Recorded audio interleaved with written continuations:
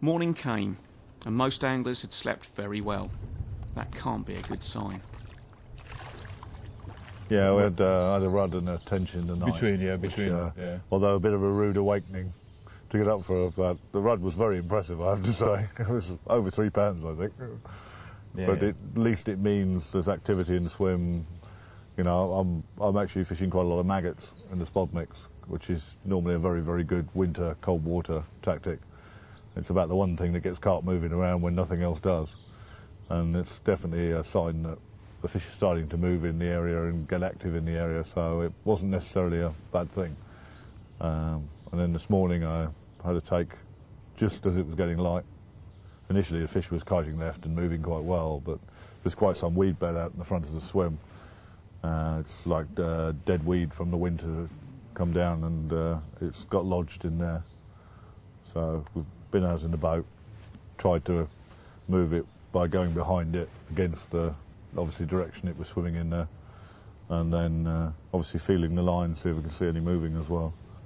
Couldn't release it from there, so come back to the bank and put it on the rest, a little bit of tension on it, and see if it moves off. So while Simon and Patrice returned to the bank with the carp still attached to their line, Gary Pete had in the meantime managed to land his first fish of the week.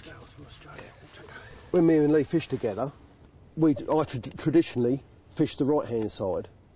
I know one or two people that have fished the lake before, and about this swim, I was talking about this swim, and they say, lots of features over there, I've caught fish from over on the left-hand side. I said, what about the right? Oh, I don't know about the right. Then Patrice, the owner, come round, told Lee where fish have come from before. And I said, what about my side? Oh, there is a plateau 30 yards out, and then walked away, sort of. So I've been sitting there and I've been thinking, I don't know if this is a popular area, etc. So I was a bit concerned, we hadn't caught anything.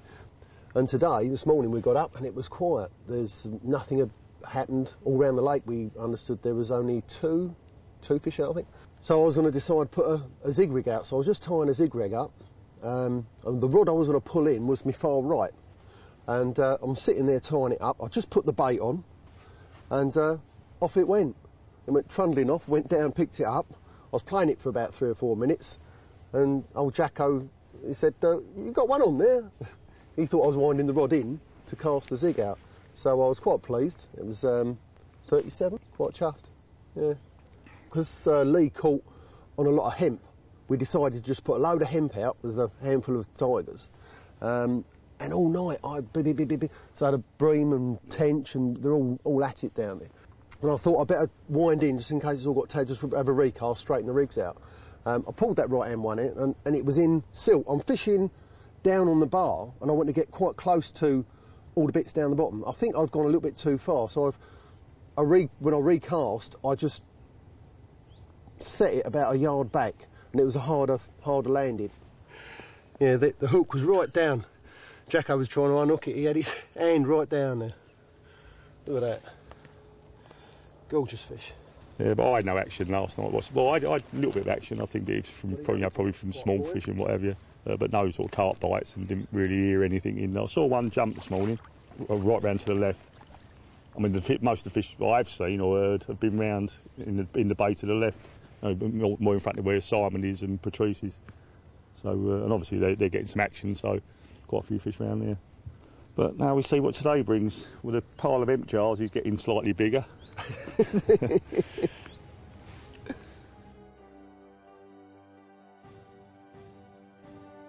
It certainly seemed that so far the western end of the lake was where the larger fish were coming from, with the anglers on the southern bank experiencing problems with tench and bream, with only carp up to mid-20s putting in an appearance.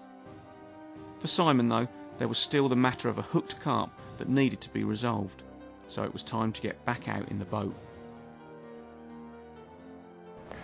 So I'll put the rod back on the rest for probably 2.5 hours at least, and see if there's any movement, see if it goes.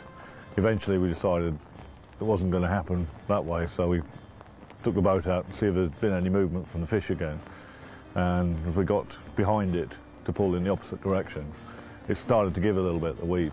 So at that point I wasn't even sure that it was going to move properly, but as it was giving a bit, wind down, give a bit more, wind down. Then it was gradually coming up, but at one point it hit her like a stop, like it wasn't going to move anymore. So rather than keep pulling, put the rod down and decided to try with the hand, so you could feel, A, whether the fish is still there and if there's anything happening to it, shaking its head or anything. But also you can apply more very, very gentle, steady pressure in order to lift it. And as I started to do that, I felt a little bit of a grating, and then I felt the fish kick. And at that point I thought, well, I'll keep a little bit more steady pressure on, and all of a sudden it came free. And then, hey presto, we're back to playing again.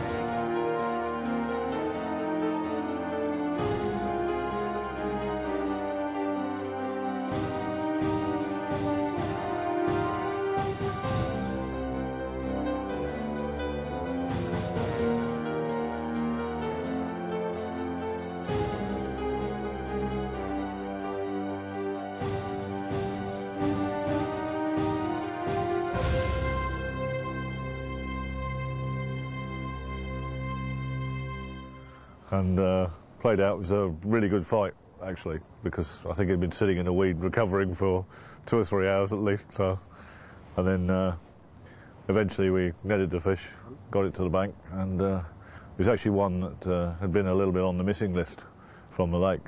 I was talking to Patrice earlier about this fish had been not out for around, well, at least 18 months, if not nearly 2 years, and he was wondering if it was still here. So it was very pleasing for him to see the fish as well. But after quite some trials and tribulations, it ended in a good story and some jubilation.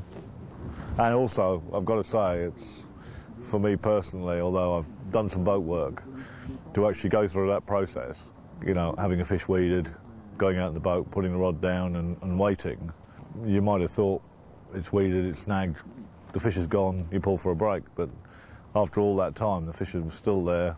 You know, you could feel, obviously, a weight there, and as you know, we're using leads that come off.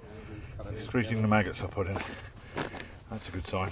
The fact that we're still a weight there meant the fish had to be there sitting in the ball of weed. So, but yeah, after all that, I quite learned something as well about, you know, the length of time it took for the fish to come out. So it was a cracking mirror of 43.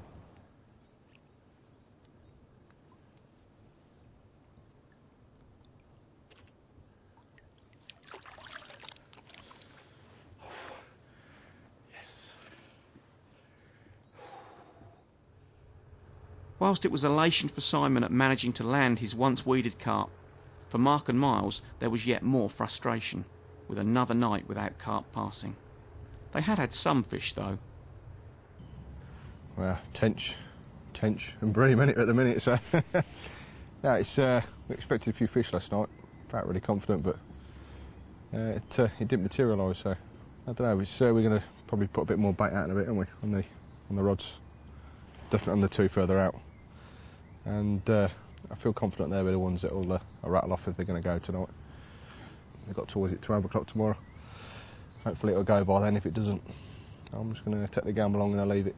We don't have fish showing in this particular area, perhaps as much as some other areas on the lake, but we got some spots there. 9 foot seems to be a pretty good depth on this trip. You know, that said, in a month's time it's probably completely wrong depth, but 9 seems to be where people are catching fish from. So we're found some spots that are those sort of depths, and we're having tench and bream and what have you. So we're just kind of hoping that the carp will come in on top of that. Our problem, I think, at the beginning of the week was we weren't leaving enough bait out. Those small fish were just clearing us out. But we're definitely, changed that part of our plan. We've got enough bait out there each night. So tonight we'll definitely get our baits back out, cast them back out, get enough bait back out there on the spot it, and one of the spots will probably use the boat.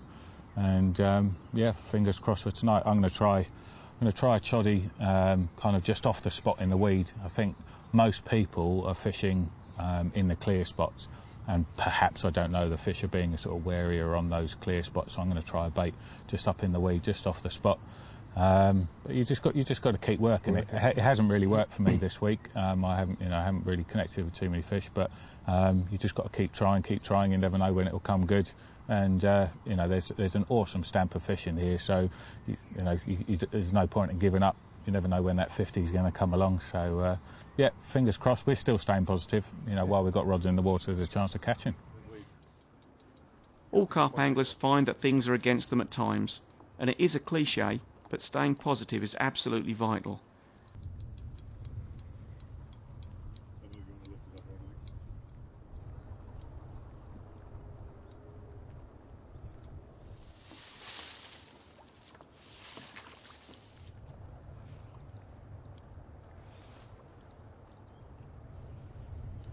Simon and Patrice's swim was definitely the one that was the most productive.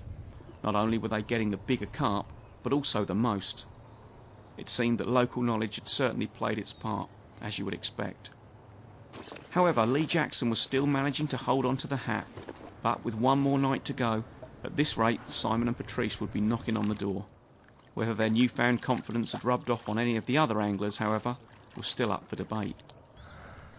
Well, our confidence that we had didn't exactly pay off, did it? Big baiting strategies. Yeah, obviously it was all hectic the night before, and we expected the same last night, as I'm sure everyone did, really. But nothing, not even the bream and tench that we had been having, so... Yeah. Good night's sleep, though. Yeah, which Very was good night's sleep. Which was needed, I tell you. Hopefully he'll come back tonight, but I don't feel massively confident, do you? No, I've just mixed up last night the remainder of my sort of bags that are open and half a jars and stuff like that, and I'm going to go for everything on one spot just to see if anything comes on that, and then put 2 rods back on the areas where I baited last night and nothing happened. So, like you were saying, that your bait must be there as well. Yeah, I'm pretty certain there's still bait out there. I mean, yesterday baited quite heavily, expecting to get all the action from the bream and tench again, well, hopefully a few carp as well, but just didn't happen, and it seems to me as if they've moved off. I mean, there's obviously a lot more action going up down the other end of the lake. They're catching bream and tench, we're not. So, and the bigger fish seem to be up there as well, don't they? Definitely, yeah. We've renamed this No Carp Bay. Yeah, I mean, we haven't seen anything down here, have we? And it's just a case of trying a different bit of water. I mean, we've got a big chunk out to the left there. It's just as a shame there's this overhanging tree, but we can get out there a bit, and it's just trying a completely different section of lake. I mean, I haven't baited it heavily. I put probably about 20-30 boilies that have been washed out for 2 days. It only takes one take, doesn't it? And it could be a big one. It could be, yeah. So as the last night of the match beckoned, would there be any late surprises? Was there one last sting in the tail? Or would Lee's Common go on to take the trophy?